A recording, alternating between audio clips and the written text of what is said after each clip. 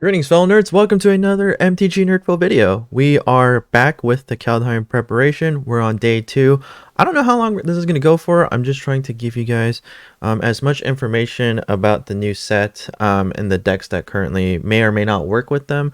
We're getting new spoilers every day, so I'm taking that. I'm looking at decks and individual cards that I think could be doing better, and just trying them out as it is and see what will happen. So if you appreciate that, I think we're the first YouTuber on this. Consider hitting that subscribe button, give it a thumbs up, hit that alarm bell. You're going to see additional content as well. I do like to talk about like video games and board games and TV shows and all that stuff throughout the week as well. So yeah, I hope that this channel has a lot to offer for you. So today we're going to look at Boros Warriors. It's one of the archetypes that was fairly obvious. People had predicted that, you know, Norse mythology, things, there's probably going to be warriors, and Berserkers is a new archetype. So we made a couple of rearrangements from the last time we played this deck, and trying to make it seem more towards the meta. There's like equipments, there's dwarves, so that might be a sub theme, but we're still going to try some fun stuff. You know, we always got to do that here. So let me show you what we're working with. We got some Glass Casket for some early removal, only a 2 of, because it's a dead card in control decks. The Blade Master, I like the Anthem effect, and the sub theme of equipment makes me think that we could maybe play the Blade Master a little bit more, so that could be pretty huge. Seasoned Hollow Blade, one of the best white cards in Standard right now. The Intimidator, I actually really like this card. I try to jam it into mono red if I feel like it works in the certain mono red deck, and I just really like the fact that I think the most important one is that it makes someone makes a creature a coward and they can't block warriors, so that's pretty important.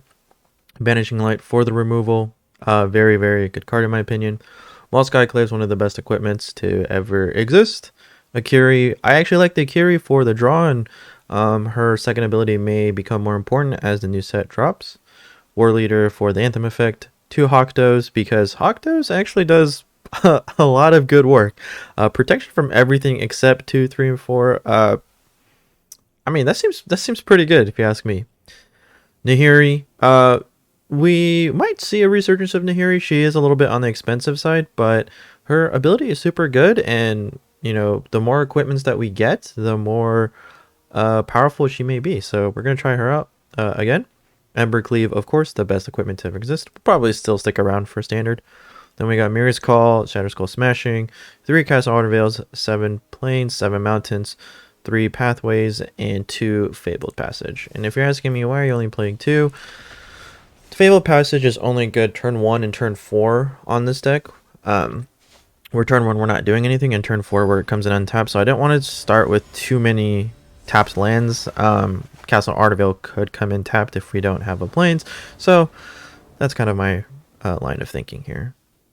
Opponent goes first. Yeah, we have a turn 2, turn 3, turn 4 play, so alright. Drew. Okay, so we have our land, our mana is set. So turn 2, play something. Perfect target for the Glass Casket.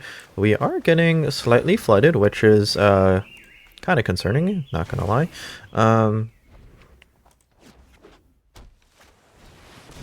Okay, goes with the Clothis. So this is a... Alright, we drew another Nahiri, which I'm okay with, honestly, because the first Nahiri might be a target, so I'm okay with that. So this is Teamer with Clothis. I actually really wanted to try Clothis, but I don't have enough wild cards to try it, so yeah, that's just the unfortunate part. Seasoned Hollowblade, also not a bad card. Let's just get in there, see what's going on. Okay, I think this is a Bone Crusher Giant, so we're gonna plus here. Just get another warrior out, and what that actually does is that it helps get our Ember Cleave online for cheaper, so that could be important. This is 100% Bone Crusher Giant, yeah.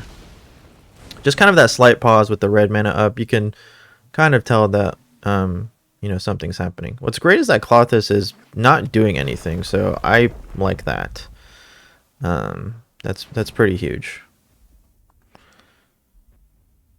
So, yep, that's fine.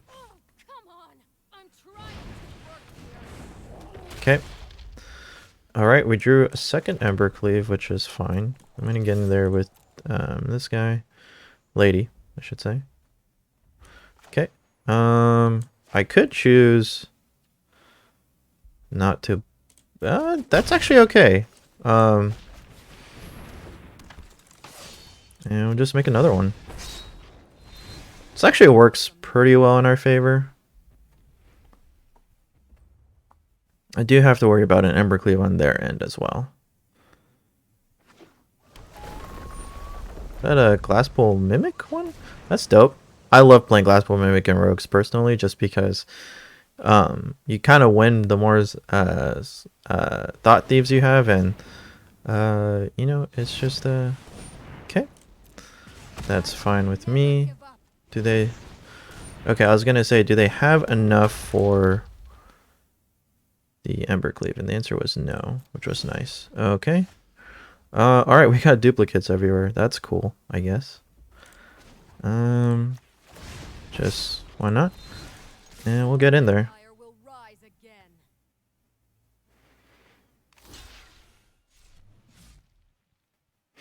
I think they know that we have the Ember Cleave, so... Put it on her.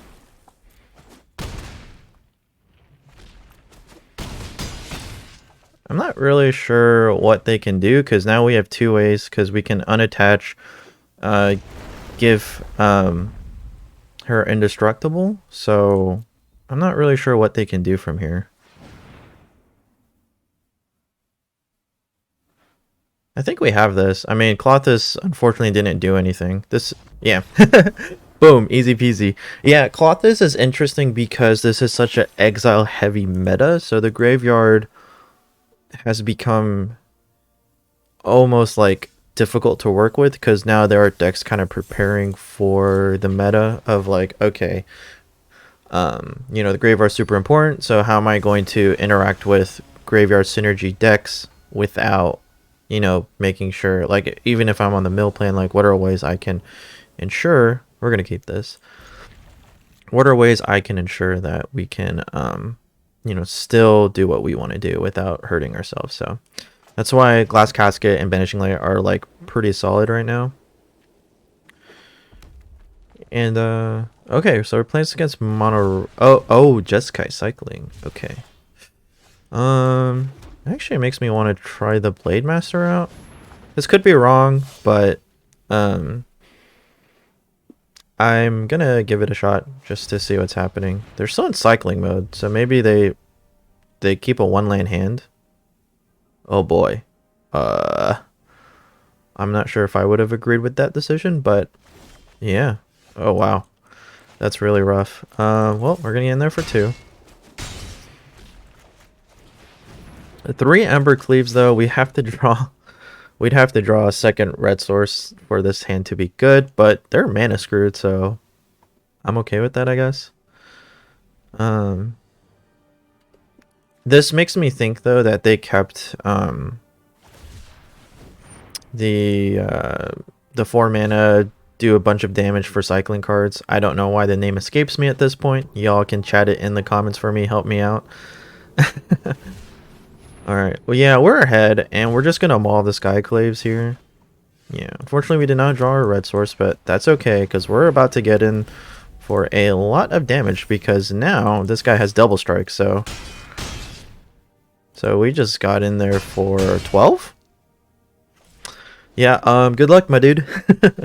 And if we draw a red source, then we Ember Cleave on top of that, like, I mean, this is 10 in the air, so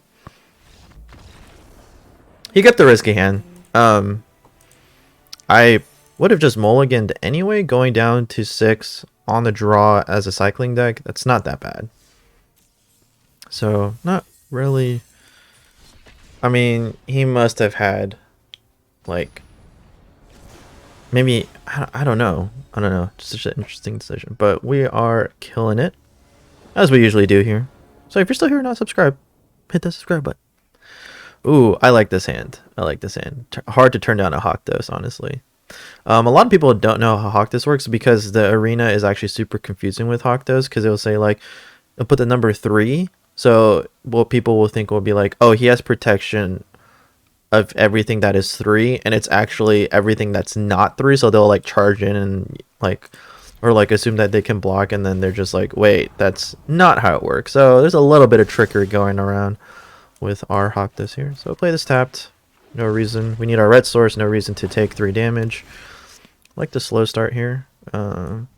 Maybe it will make them think we're mono red, just to kind of confuse them a little bit. I don't mind if they get our Intimidator. I guess I could have played the Hollow Blade though. But we'll play our white source. I'd rather kind of save our Hollow Blade when we need it, because now we're you know, in an exile heavy meta. Oh, this is interesting. Okay. Ooh. So the question is, do I go for the... I think we got it. I think it's better to go with creatures right now. And if they block, they block. No big deal. Choose not to block. Kind of makes sense because this guy has lifelink, but worked out in our favor mostly. So next turn we can maul Hawkdos or Seasoned Hollowblade. Alright, Murderous Rider. That's fine. He's going to gain the 2 life back. Okay, so we drew another Hawkdos, so I'm actually just going to straight up play the Hawkdos. So this means he has protection from everything except 3. So this is going to be interesting.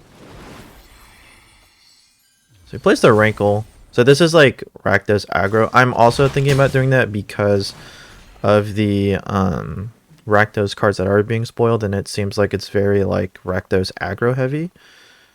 This is fine. This is an easy decision for me. Just discard a land, no problem. And sacrifice the guy I don't really... I mean, I like him, but it's not the end of the world.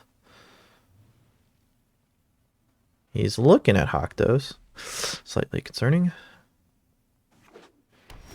Okay. Ooh, an Intimidator. So what I think I want to do is actually get 2 creatures out. He doesn't have an answer to Hawkdos yet, as far as I know. And next turn we can maul the Skyclave something for a lot.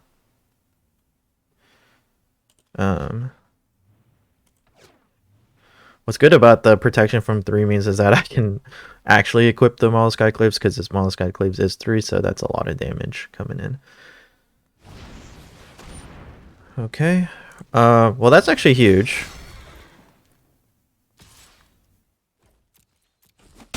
Okay. Is he gonna make us sacrifice a creature? Just discard a card. Okay.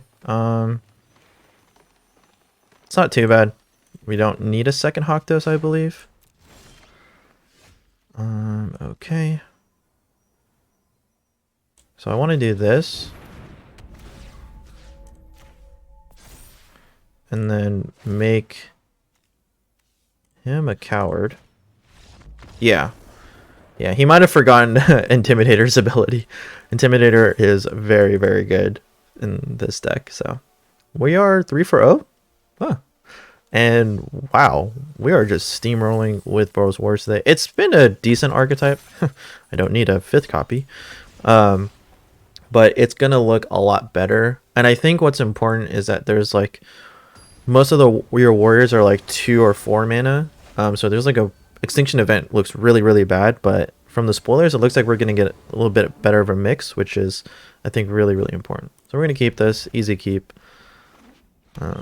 Playing against Yorians, so probably Esper. So if I'm thinking about oh, this could be straight up Azorius, perhaps. So let's do the Hollow Blade, because it might be Esper and he might have removal spells, and I'm okay with discarding lands. So yeah. Next turn we can play the War Leader, get in for extra damage. So kind of depends what he does next. I do need a second white source for the Hawkdos, so I think this is straight up Azorius control, which is interesting. Don't see that too often. There was the Banishing Light. That's the thing. That's a good card to play. It's a very good card to play. Okay. So if he wants to, so that's the thing. I was really debating about playing the Blade Master because if I knew it was straight up Azoria's control, I would have played the Blade Master knowing that that likely was going to get removed with an exile spell. So it looks like he didn't find the mana, but he, oh okay, he did. I was like, that's interesting. Okay, that's fine. So this is like super like I'm just gonna remove everything. Okay, that being said, we'll just play the Haktos then.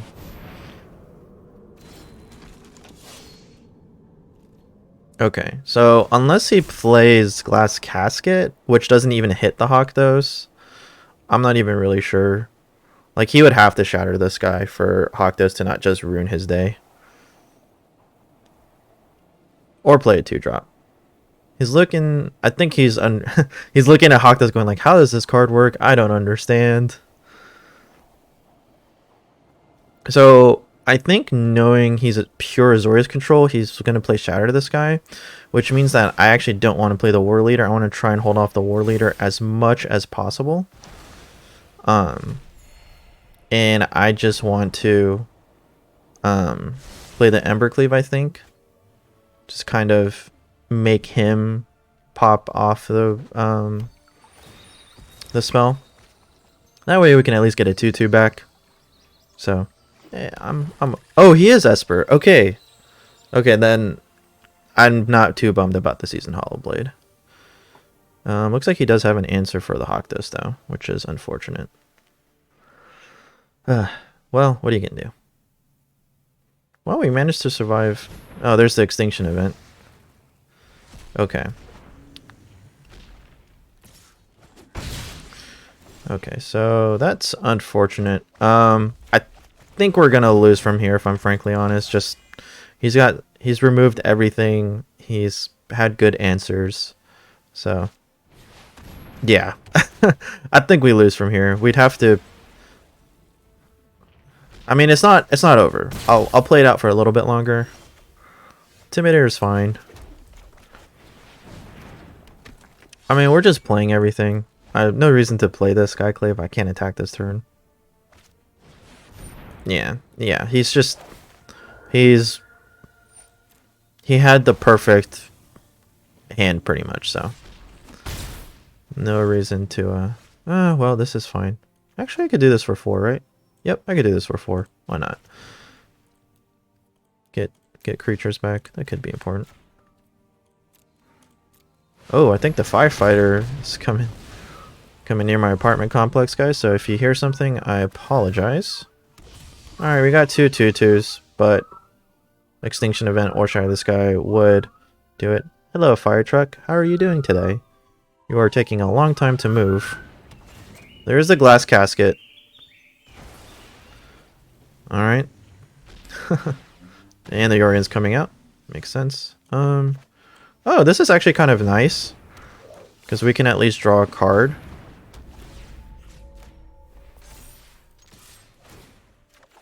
Okay. That's kind of nice. And playing the Yorian, like, he can replay the glass casket on our token, which does suck, but looks like he's more focused on the Akiri, because that is a card advantage engine for me, so. Oh my gosh, 3 out of 4 Skyclaves. Decides to go for the Maul. Okay, interesting. So I could play this now and then get the card advantage, or I can, I'll let him think about it. Okay, didn't quite work out in our favor, but that's all right with me. So we're gonna put it on Akiri for more damage and for the protection.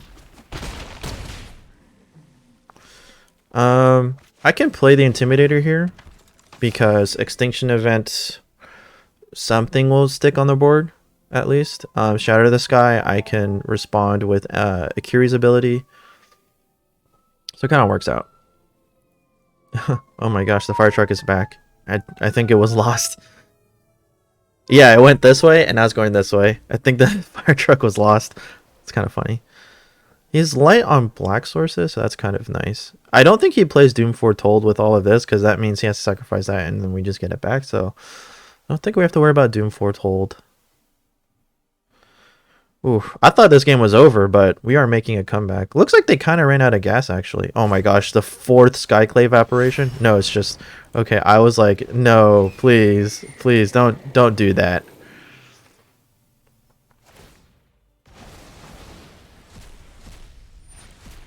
Okay.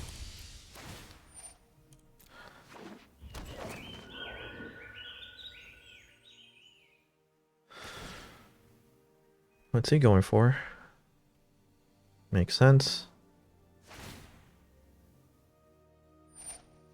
Okay, it gets indestructible but not hexproof, unfortunately, so I'm just do it for kicks. Why not?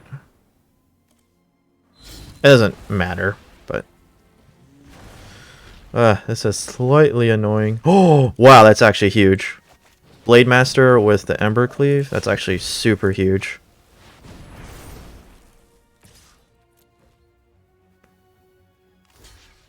Okay, easy decision. No, I want the Yorian gone.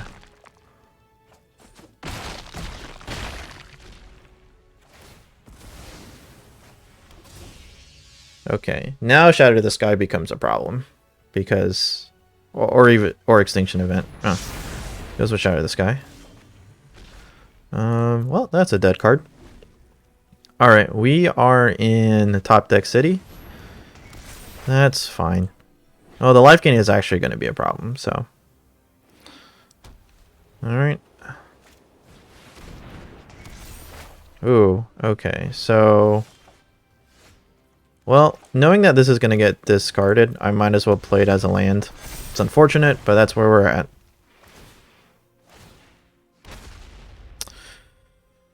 Okay, this is Standstill City. That's actually not bad. Making 1/1s at this point in control decks, actually not bad. Don't care about that one. The 2 life could be important, so.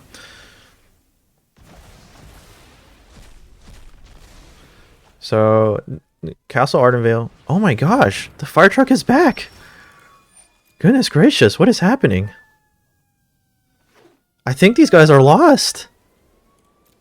These guys are straight up lost. It's going the other way! Guys! I don't know if I'm just working with bozos, but... Alright, expect this... Expect something to happen. There's no way he's letting this resolve. What's nice is that we can Akiri here if it's a destruction spell. Actually, pretty good. Okay, not a problem.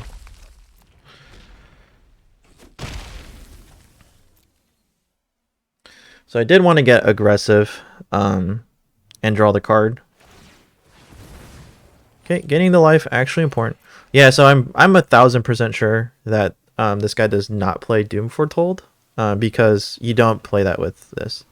It just wouldn't make any sense.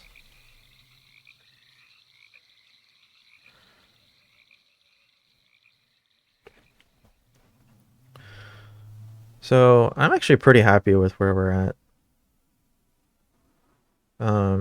Yeah, Castle Ardenvale is probably one of your better cards against control because it's just they need constant removal. And making a bunch of 1/1s is not that big of a deal. But it could... That's a big deal. Oh god. Oh no. What's nice is that I can at least remove something.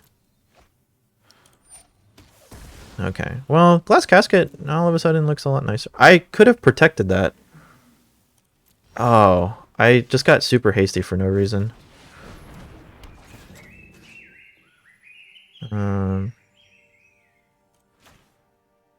Doesn't really matter, but I don't want an 0-4 wall, I guess. That was really dumb of me. It's actually a nice pickup. Okay, so I has to go with both. So I could do the indestructible here. Let's not. Let's just go for it. Just remove everything. Wait, do I have enough mana for Ardent Veil? I do not, so I might as well equip. I guess I shouldn't have played that land, because now I can't give him indestructible. That was so dumb of me. Why did I do that? I need to, like... I need to think out my plays a little bit more. Alright, do not play the glass casket. Do not play the glass casket. Do not play the glass casket. We did not play the glass casket. We've made 2 mistakes, and we're still, I think, on the upswing here, so that's really important. Okay, that's actually fine. It's actually fine, because we have a Castle Artervale with an Embercleave, so we're still looking okay. Don't forget the Castle Artervale. Don't forget the Castle Artervale. Oh! It's actually kind of nice here.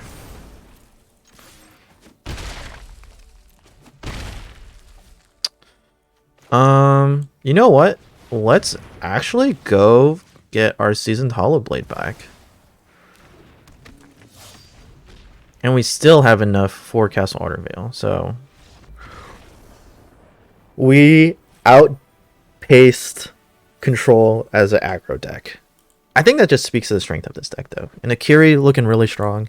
So we're going to end it there. That was super awesome. That was... Oh, I felt so good about that. Yeah. This deck's only going to get better, too, with the Kaldheim. So kind of, if you're looking for it on paper or on MTG Arena, definitely get ahead of the curve, I would say. It's going to be a fun archetype, too. It's going to have a new twist than just mono red. So, yeah. I would definitely think you should pick these cards up. So, thank you all so much for watching. Thank you. If you're still here, not subscribed, hit those buttons, give it a thumbs up, hit that alarm bell. Really helps me get out on the front page, because a lot of you who are watching at this point probably aren't subscribers, so help me out. At this point, up top, YouTube is showing a video of my most recent upload, and right below that is a video that YouTube thinks you specifically will like. So go ahead, check out those videos. Thank you all so much for watching. Thank you for helping me grow this channel. I'm trying to get to like 200 subs before February. I don't know if that's possible, but that's kind of my goal right now. So if you could help me out, that'd be great. You guys are awesome. I will see you for your next NerdPhil.